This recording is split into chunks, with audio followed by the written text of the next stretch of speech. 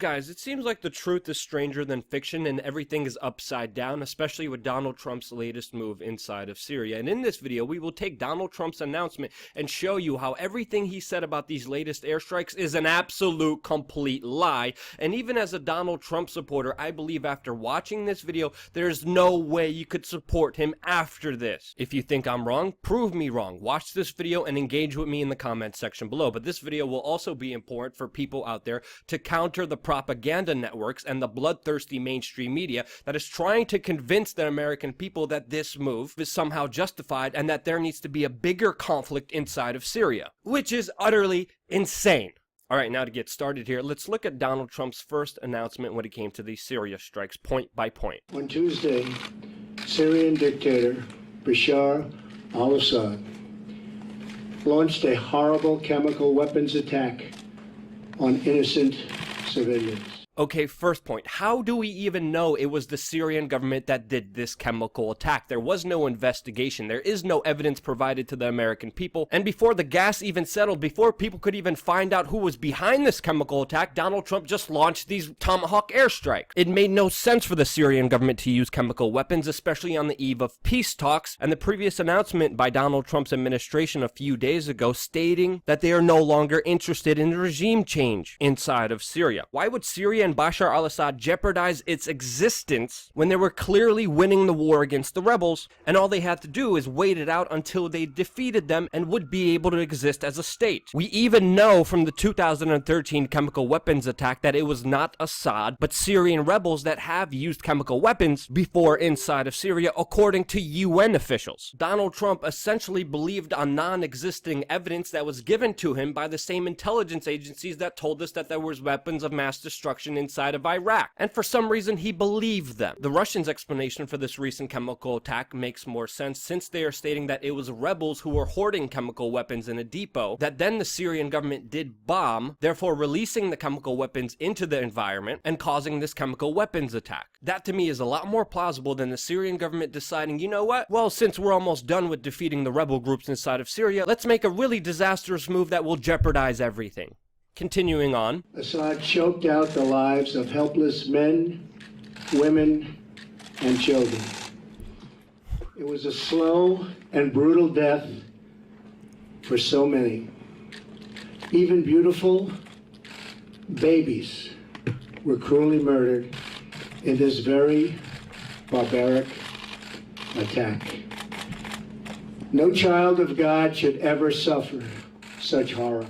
Oh, the humanitarian aspect of this. Literally the argument used for decades to justify more war and more death of women and children, with no exception of Donald Trump. Now you have to understand, Donald Trump, when he entered office, he wanted to increase airstrikes against terrorists. His generals came to him and said, if we do increase airstrikes, they won't be as precise as they were before, meaning there will be more collateral damage, more innocent women and children and civilians who will die if the United States decides to increase their bombing campaigns. Donald Trump knew that and said, you know what? Let's just do that. And that's why we are seeing hundreds of people being killed right now in expanded airstrikes that Donald Trump personally called on himself, in which one incident in Mosul killed nearly 300 innocent people, including beautiful babies that were cruelly murdered in barbaric ways. Knowing this would happen, personally signing off on it and approving it. So don't you dare give me that argument and set up those images for your propaganda purposes like you care about human life when you clearly don't by your actions. Yeah, there's also that 8-year-old American girl that died under a military raid in Yemen that you personally called for.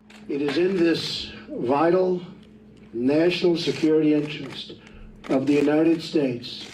National security interest? Really? When did the Syrian government come over to the United States and do anything bad towards us? You bombed a secular government that protects Christians and is fighting against ISIS. Interests that you even said during your campaign are shared between you and the Syrian government in order to truly defeat radical Islamic terrorists, and you bombed that country. Please, show me on this map where Syria has hurt you. What you ultimately did, and this is according to Ron Paul, former congressman and statesman, is that you helped ISIS and Al-Qaeda by becoming their air force. And by doing this, you bombed a Syrian airbase who was responsible for protecting a Christian community from ISIS. As a result, the refugee crisis continues to deepen and the region continues to destabilize, threatening the United States and its allies. Do you know why we have the refugee crisis? Because of the actions that you are continuing yourself that have been followed by George W. Bush and Barack Obama, bombing and destroying countries like Libya, like Iraq, like Afghanistan, overthrowing their leaders, destabilizing their states, creating a vacuum of power, secular violence, all because the United States decided to bomb governments and overthrow their leaders in the Middle East, which you are continuing. And which you even admitted when you were campaigning, when you said that the world would be 100% better with Saddam Hussein, the former leader of Iraq, and Muammar Gaddafi, the former Libyan president, if they were in power. And your argument is flawed there since you are continuing the same policies that have started the refugee crisis. Tonight I call on all civilized nations to join us in seeking to end the slaughter and bloodshed in Syria, and also to end terrorism. So you're going to end the bloodshed by creating more bloodshed and sending Tomahawk missiles. And how are we going to stop terrorism? When you are literally going after the people who are fighting the terrorists. Donald Trump's policy, ever since he took office, has been the epitome of creating more terrorism,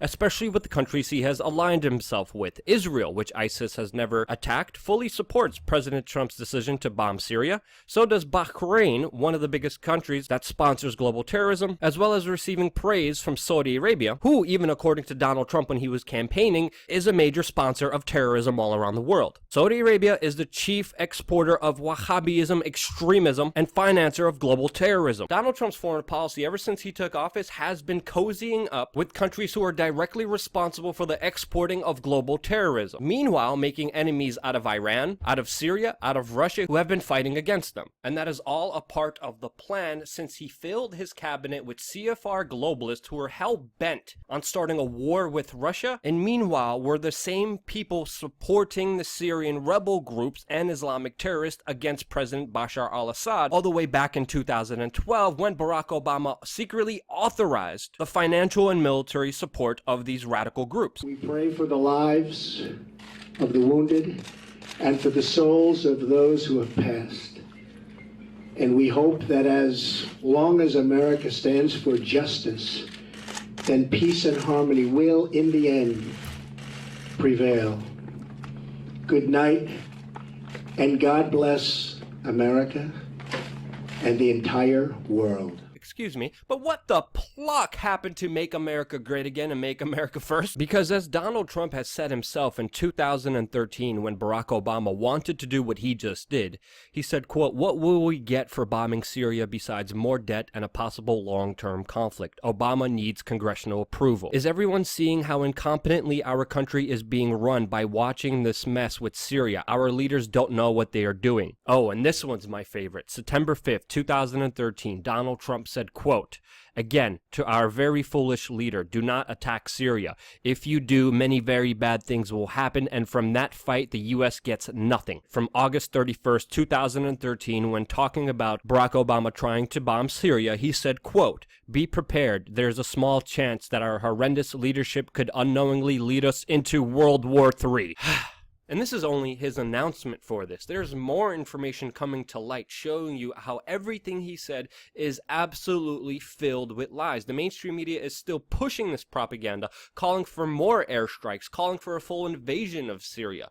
This is not the end, only the beginning of a disastrous policy that won't only hurt the United States, but will hurt the entire world. We're also finding out that this decision came down by Donald Trump and was sparked by his daughter Ivanka Trump's heartbroken response to Assad's chemical weapons attacks. Now, if Donald Trump is making this kind of emotional response based on his daughter being sad, he should not have the freaking nuclear codes. We're also finding out that Ivanka's husband, Jared Kushner, had a huge role in this, and that Steve Bannon, recently kicked off the National Security Council, was against this. And when information came to light that Donald Trump sided with Jared Kushner, the hashtag #FireKushner became the top trending hashtag on Twitter as people realized what was really happening. Now, with this latest globalist neoconservative move by Donald Trump, he is losing support from his base. People like Milo Yiannopoulos, Marie Le Pen, Nigel Farage, and anyone else really with common sense right now is disavowing Trump for his illegal actions that he did without even congressional approval. This shows poor leadership and judgment because right now, if ISIS and Al-Qaeda want to destroy the Syrian government and create their own Sharia state, all they have to do is keep launching chemical attacks on themselves, and the United States, without investigation, will automatically blame Bashar al-Assad and bomb him to smithereens, giving them their wanted Muslim state, while bringing us on the brink of World War III with Russia and China, who openly support Bashar al-Assad and the Syrian government. And some people in the alternative media have gone completely insane,